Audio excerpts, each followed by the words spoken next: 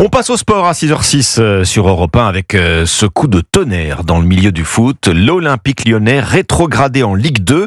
Alors pas pour ses résultats sur le terrain, mais pour sa gestion financière. L'OL, 7 titres de champion de France. Le club aux 5 Coupes de France, relégué en Ligue 2. Un choc terrible pour les amoureux du club, comme le souligne l'ancien président de l'OL, Jean-Michel Aulas. La sanction du gendarme financier du football professionnel est tombée hier soir et l'OL compte faire appel de cette sanction de la Direction nationale de contrôle et de gestion. Oui, après plus de 3 décennies de présence continue en Ligue 1, le mythique club lyonnais est rétrogradé en Ligue 2. Pourtant, le propriétaire de l'OL, l'américain John Textor, s'était démené pour équilibrer les comptes. Départ d'une centaine de salariés et de nombreux joueurs clés comme Alexandre Lacazette, mais aussi la pépite Ryan Cherki, vendu à Manchester City il y a quelques jours pour 40 millions d'euros. Mais le gendarme financier n'a pas été convaincu, confirme Vincent Chaudel, économiste du sport. La DNCG a eu plutôt l'impression d'être menée en bateau sur les derniers rendez-vous avec des promesses qui n'ont pas été tenues. Et si on a un doute, eh bien, on maintient une position et c'est visiblement ce que la DNCG a voulu dire à John Textor. En tout cas, Jean-Michel Aulas est sous le choc. Je cite, « Pendant 36 ans, j'ai veillé à ce que jamais une telle situation ne se produise. Je resterai vigilant et attaché à l'avenir de notre club », écrit l'ancien président lyonnais